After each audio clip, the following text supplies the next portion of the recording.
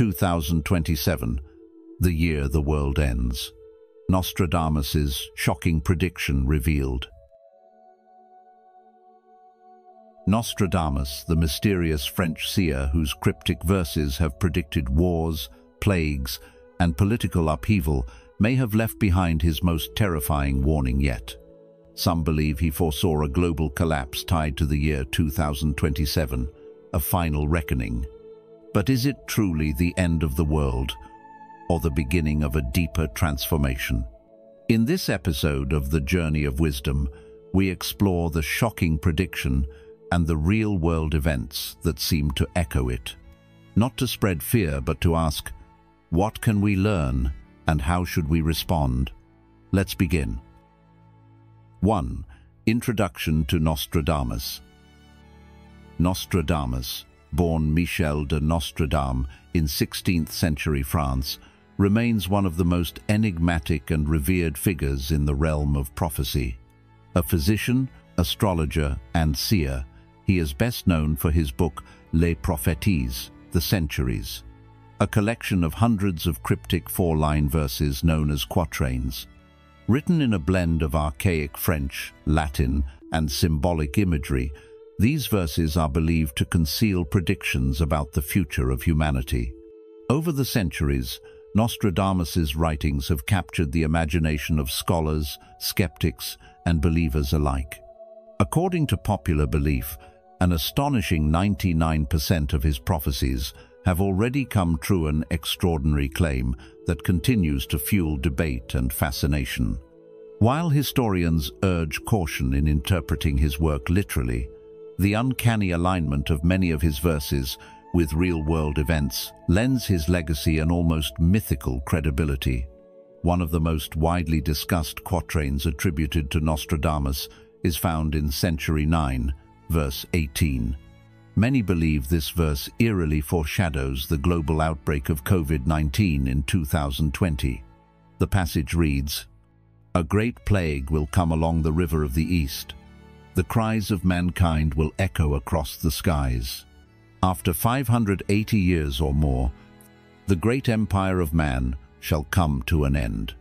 Interpreters have often linked the river of the East to the Yangtze River in China, near which the city of Wuhan, widely acknowledged origin point of the pandemic, is located. The imagery of human suffering and cries echoing across the skies closely parallels the despair and chaos that swept the globe during the early months of the COVID crisis. As for the line referencing 580 years or more, scholars have debated its true significance. Rather than denoting a specific year, many believe it symbolizes an extended era of upheaval or transformation following a major catastrophe. In Nostradamus' work, time is rarely linear or literal. It often represents cycles of disruption and rebirth. From this perspective, the 580 years may serve more as a metaphor for a period of prolonged instability and re-evaluation of human society in the wake of a global trauma. 2. The next pandemic and a looming apocalypse. Recent warnings from scientists and spiritual thinkers alike suggest that humanity may soon face another pandemic, even more devastating than COVID-19. This growing unease is not only rooted in emerging medical data, but also echoes ancient prophecies, particularly those of Nostradamus. Some interpreters believe that Nostradamus' quatrains point toward a second global health crisis that will surpass previous ones in both scale and severity. Unlike the symbolic and scattered references of past predictions, the tone surrounding this potential outbreak is more urgent and ominous, suggesting that it may act as a final trigger in a chain of events leading to a global collapse. What intensifies the concern is the timeline. Multiple sources and interpretations converge on the year 2027 as a pivotal turning point, possibly even the end of the world as we know it. Whether viewed as a literal apocalypse or a profound transformation of civilization, the notion that we are approaching an irreversible threshold is gaining traction. If these interpretations hold any truth, humanity may have less than 2 years to prepare for a reckoning that has been centuries in the making. 3. Real world signs that echo the prophecies. Throughout history, prophecies have often been treated as poetic metaphors or mystical riddles, but as we observe the unfolding events around us, it becomes increasingly difficult to ignore how closely our modern world resembles the very conditions described in ancient texts. The predictions of figures like Nostradamus have stirred curiosity for centuries, but today many are beginning to see troubling parallels between those ancient warnings and the real challenges we now face.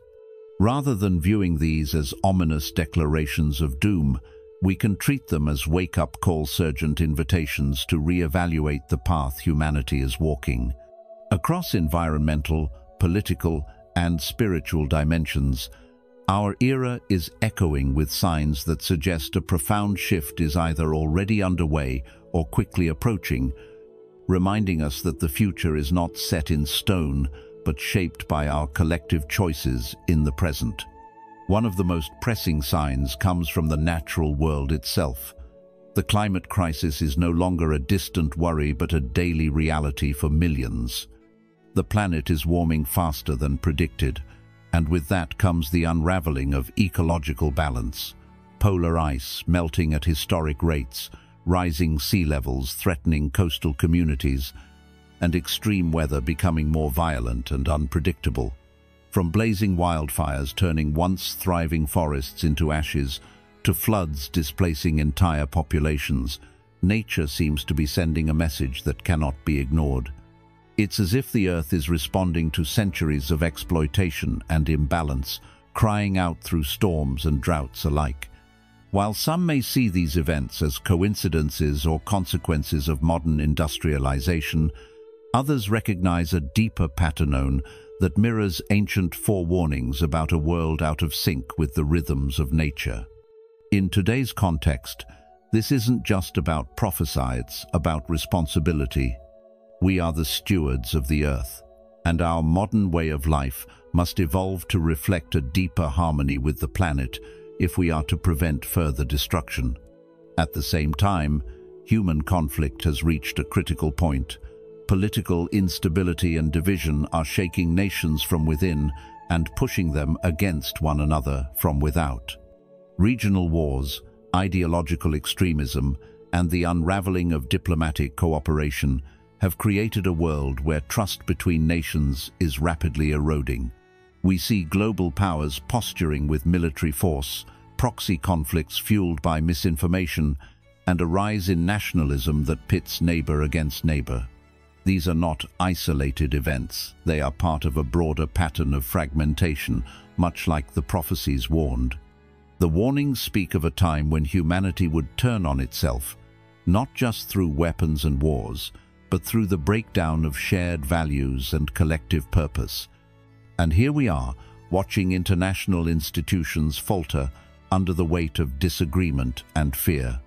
But this too presents a choice. Will we continue down the road of separation and suspicion, or will we remember that unity and dialogue are still within our reach? Modern life offers us the tools communication, education, and empathy to mend divisions. But to use them, we must first recognize our shared humanity before the lines drawn by conflict become impossible to erase. Adding to this landscape of tension is the increase in natural disasters and widespread social unrest.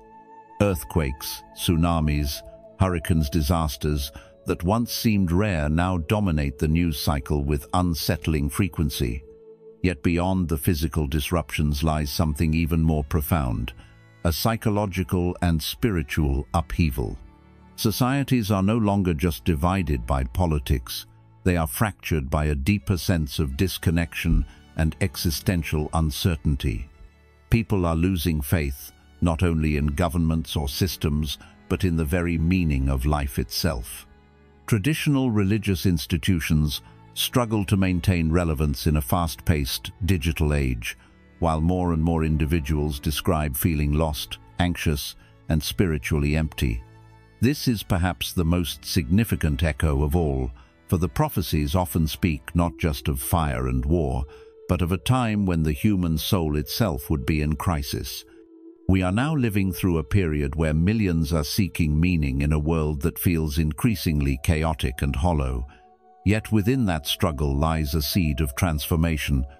Crises of faith, when faced with sincerity, can open the door to deeper insight and connection. The Buddhist path teaches us that suffering, when embraced with awareness, can become a teacher. And so, this spiritual crisis is not an ending but a crossroads. It calls us to reconnect, not necessarily to dogma or ritual, but to compassion, mindfulness, and inner peace. As we consider these real-world signs, climate chaos, political turmoil, natural disasters, and spiritual unrest, we can choose to see them not as proof that the world is ending, but as signals that a change is urgently needed.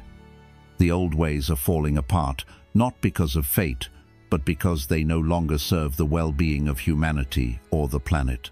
Prophecies may paint a dramatic picture, but their deeper purpose has always been to warn and awaken. The year 2027, like any year, holds potential not for doom, but for a shift in consciousness. If we listen to the signs, not with fear but with awareness, we can begin to rebuild our relationship with nature, with one another, and with ourselves. In this time of uncertainty, your actions, whether small or great, matter deeply. Be mindful, be kind, choose integrity over convenience. And remember, while no one can control the world, each of us can help heal it, moment by moment, through the way we live. Thank you for being here with us today as we explored the mysterious prediction of 2027. Could it really be the year the world ends, as Nostradamus suggested? If this topic stirred your thoughts or sparked your curiosity, we'd love to hear from you. Feel free to share your thoughts or questions in the comments. And if you're new to our channel, just type, "I am a seeker." We welcome you warmly. If you've been with us for a while, drop a "still on the journey" to let us know you're continuing this path with us. Your voice matters. Your support fuels this channel and the community we're building together. Now, let's keep uncovering the truths hidden in time together. What we must do now so we don't need to fear the future. If the prophecies of Nostradamus and the real-world signs we're witnessing today make us feel uneasy, we should see that not as a reason to panic, but as a call. A quiet, urgent invitation to wake up, to return to what truly matters, and to change direction while we still can. We can't change the past. We can't fully control the future. But we do have this present moment, and in it, there are things we can do, simple, powerful actions that may help shift the course of our shared future. 1. Return to awareness, slow down, and see clearly. In today's world, where urgency often overshadows understanding and distraction has become the norm, the greatest act of courage may simply be to slow down and notice what is happening within us and around us. We live in an age of constant alerts, fast news, and a culture that equates speed with success. Yet beneath all this motion, many of us carry silent anxiety about the future. Instead of trying to predict or control what lies ahead, we can choose a different path, one that begins with returning to awareness, to the simplicity of the present moment. As Thich Nhat Hanh once said, "The present moment is filled with joy and happiness. If you are attentive, you will see it." This is not about retreating from the world, but about seeing it more clearly. It's about walking more slowly through life, not to be left behind, but to truly arrive. To return to awareness means learning to be still enough to hear what your body, your heart, and even the world around you are saying. It is in pausing before the reaction, before the judgment, that we find clarity. When we truly pay attention, even small acts become sacred. Eating a meal mindfully, with full presence, becomes nourishment not just for the body but for the spirit. Listening to someone without preparing your reply brings a deeper sense of connection, and standing beneath a tree without a phone in your hand, simply breathing in the quiet, can remind you that life doesn't have to be earned, it is already a gift. In the Dhammapada, the Buddha reminds us, those who are awake live in a state of constant awareness. Their mind is quiet. They are not attached to anything. They are free. This freedom begins when we stop running not just from tasks, but from ourselves. Many of us look to the future with worry, thinking of what might go wrong, what we might lose, or what we've failed to become. But fear fades when we turn our attention gently back to this moment. It's not about pretending that the future doesn't matter. Rather, it's about realizing that how we meet this moment shapes what comes next. Instead of bracing for an uncertain tomorrow, we can anchor ourselves in a more grounded today. Even during uncertainty, the present moment remains our only true place of power. Zen master Shunryu Suzuki once said, "Each moment is all we need, not more." This truth may seem simple, but living it is the work of a lifetime, and it begins now, not when the world calms down or our problems disappear. In our modern lives, filled with schedules, screens, and the weight of what's next, this return to awareness is both a rebellion and a refuge. It's a way of reclaiming our peace and presence without needing permission from the world. When we slow down, we stop spilling our attention in 100 directions. We gather it like precious water, and with that presence, we begin to truly see not just the outside world, but our inner one too. So, start small. Pause when you drink your morning coffee, feel the warmth of the cup, breathe between sentences in a conversation, or take 5 minutes in silence before bed. These moments may seem insignificant, but they are the seeds of transformation. As the Buddha taught, with our thoughts we make the world. And when those thoughts are grounded in awareness, the world becomes a gentler, more trustworthy place. By slowing down and seeing clearly, we discover we have everything we need, not tomorrow, but right here, today. 2. Do good no matter how small it seems. When we think about the future, especially in uncertain times, it's easy to feel helpless, like one person couldn't possibly make a difference in a world filled with so much conflict, noise, and need. But the truth is, the future is being shaped every day, not just by big decisions or world leaders, but by the simple choices each of us makes, especially the choice to do good. The Buddha summed this up beautifully when he said, "Avoid evil, do good, and purify the mind." This is the teaching of all the Buddhas. It's a clear and simple path, and one that reminds us we don't need to wait for some perfect moment or to become someone extraordinary before we start making an impact. So ask yourself honestly, what small act of goodness can you offer today?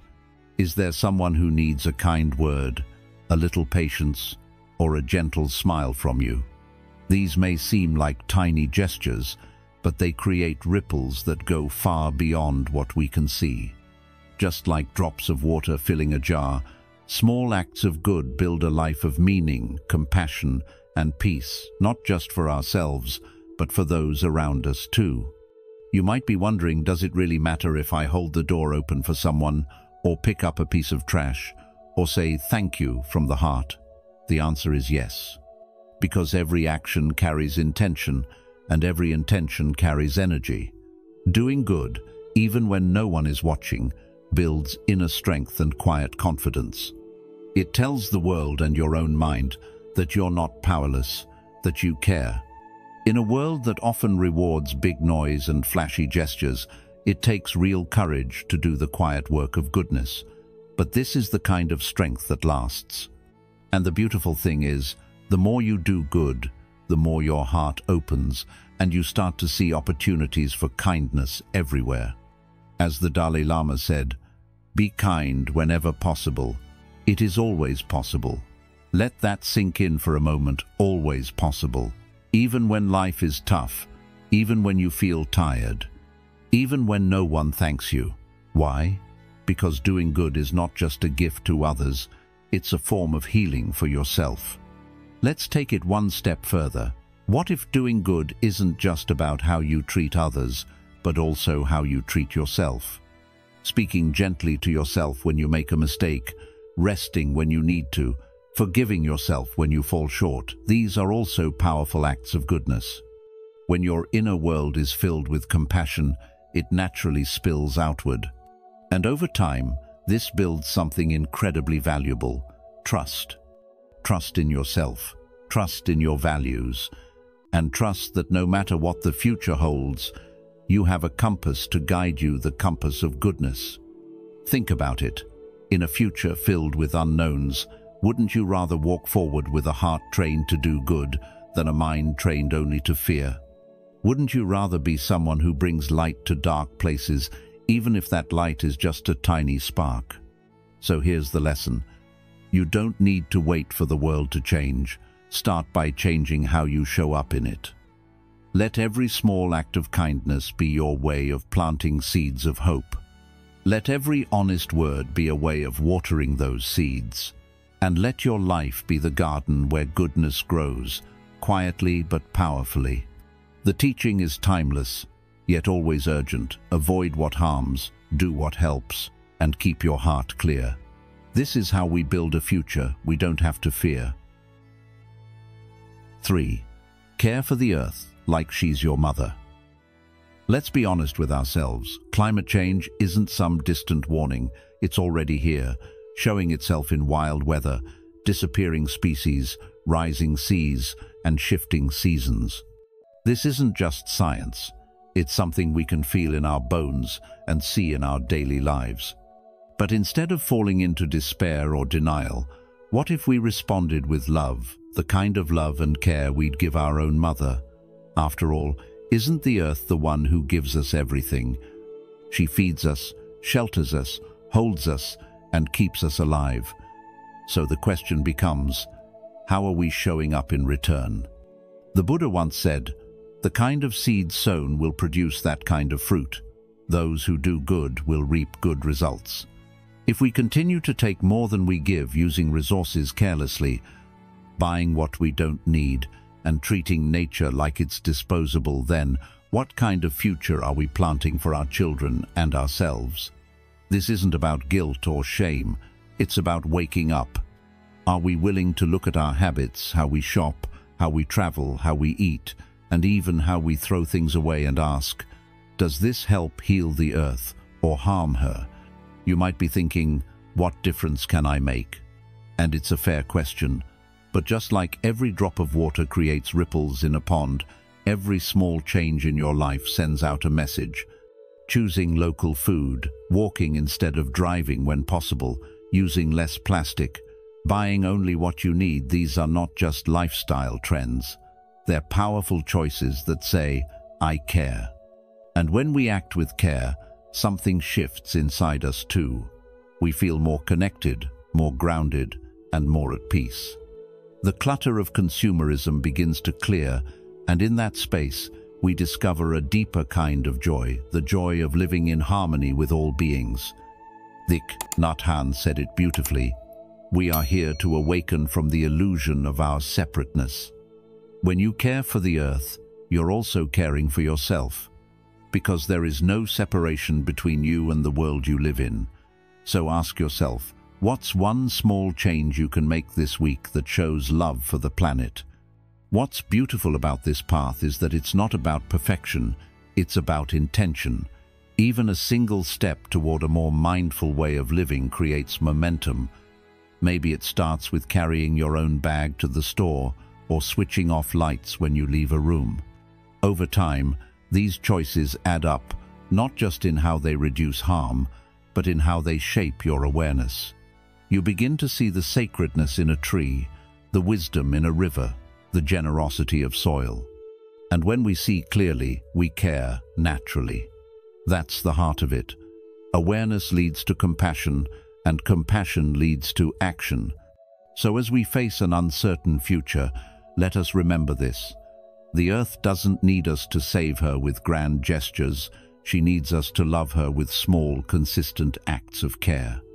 And in doing so, we begin to walk a path that brings peace not just to the world, but to our own hearts.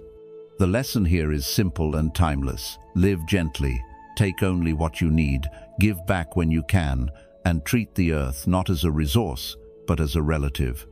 Because when you care for her like a mother, she responds like one with nourishment, with beauty, and with life. If you could take just one small step this week to show love for the earth, what would it be? Comment below with, "I will." For example, "I will use my own bag," or "I will eat less meat." Just one simple action. Let's inspire each other with kindness in motion. 4. Reconnect and heal, instead of blaming and dividing. In times of crisis, it's natural to feel unsettled, even fearful, but the truth is, division only deepens suffering. When the world feels like it's breaking apart through conflict, uncertainty, or loss, it's easy to point fingers, to retreat into judgment, or to seek comfort in blame. But what if the path forward is not about being right, but about being whole? In our modern world, especially for those between 30 and 65, who often carry the weight of both family and society on their shoulders, we are called not to fracture under pressure, but to rise as bridges of understanding. As the Buddha once said, hatred does not cease by hatred, but only by love. This is the eternal rule. This timeless teaching urges us to turn toward compassion when we are tempted to criticize, and to choose connection when it's easier to isolate. Healing begins not in grand gestures, but in small, courageous acts.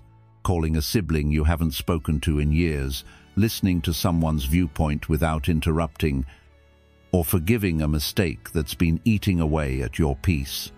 These steps may feel small, but they are powerful. When repeated, they ripple outward. Instead of contributing to the noise of blame that fills our social media feeds and dinner tables, we can become still points of kindness and clarity. Letting go of the need to always be right isn't weakness, it's wisdom. In fact, insisting on being right can become a heavy chain that drags relationships into resentment. We can ask ourselves, is it more important to win the argument or to preserve the relationship? Too often, we sacrifice connection for pride, and in doing so, we find ourselves lonelier and more disconnected than ever. The Zen master Thich Nhat Hanh beautifully reminds us, when you love someone, the best thing you can offer is your presence. True presence free from judgment, agendas, or the need to correct is one of the most healing gifts we can offer another person, and it begins not just with others, but with how we treat ourselves. In a world that constantly urges us to do more, achieve more, prove more, can we pause, breathe, and extend compassion inward first? When we learn to forgive ourselves, to listen deeply to our own heart, we create the conditions to do the same for others. This kind of healing is not a one-time event, it's a lifestyle, and it matters now more than ever. In your 30s, 40s, 50s, and 60s, life presents a series of transitions: raising children, caring for aging parents, watching long-held dreams shift. These years can bring both clarity and confusion. Old wounds may rise, relationships may fray under pressure, and disappointments may tempt us to close our hearts. But this is precisely the moment to choose the opposite, to soften instead of harden, to open rather than shut down. And here lies the real power. By healing our relationships, we actually protect our future. Because a future built on fear and fragmentation will always be unstable, but one rooted in trust and understanding can withstand the storms. As we age, we come to see that peace isn't something waiting for us at the end of the road. It's something we plant in each conversation, each act of forgiveness, each choice to reconnect. And just like tending a garden, the more we water it, the more beauty we grow. We can look around and see the consequences of division everywhere from political conflict to neighborhood disputes to estranged family ties, but blaming others is never the medicine we need. In Buddhism, the idea of interdependence teaches us that we are all connected. As a net is made up of a series of ties, so everything in this world is connected by a network of relationships. This means that every time we choose to understand rather than judge, or to reach out rather than withdraw, we help restore the fabric of life. Even a single moment of patience, a thoughtful word, or an apology sincerely given can begin to mend what we thought was beyond repair. And make no mistake, this doesn't mean we accept harm or avoid speaking truth. It means we learn to speak from a place of love, not punishment. We stand firm, but without fists. We address pain, but without cruelty. We learn, as the Dalai Lama teaches, be kind whenever possible. It is always possible. So today, let this be our practice. Instead of waiting for someone else to make the first move, be the one who breaks the cycle. Don't underestimate the power of a heartfelt conversation or the quiet strength it takes to say, "I see you, I hear you, let's try again." Modern life will always give us reasons to pull apart, to wall off, to defend. But every time we choose to stay connected, even when it's uncomfortable, we light a candle in the darkness. And if enough of us do that, the future won't be something to fear, but something we can welcome with open arms, knowing we've done our part to make it gentler, wiser, and more whole. 5. Nourish your inner life, even if you don't follow a religion. Let's face it, the world is noisy, fast, and often overwhelming. Every day brings a new challenge, a new distraction, a new reason to keep moving without pause. But underneath all that motion, have you ever stopped and asked yourself, how is my inner life doing? We spend so much energy maintaining our outer world bills, work, family obligations, health, but forget that the most important foundation we have is within. Even if you're not religious, even if you've never followed a particular tradition, the truth remains, nurturing your inner world is not some luxury or spiritual fluff, it's your anchor. In a world that changes by the hour, where material things can fall apart and certainty is rare, the one thing that can keep you grounded is a calm and peaceful heart. As the saying goes, an awake, peaceful heart remains. So how do we find that heart? How do we strengthen that inner space? You don't need to follow rituals or memorize chants. What you need is presence.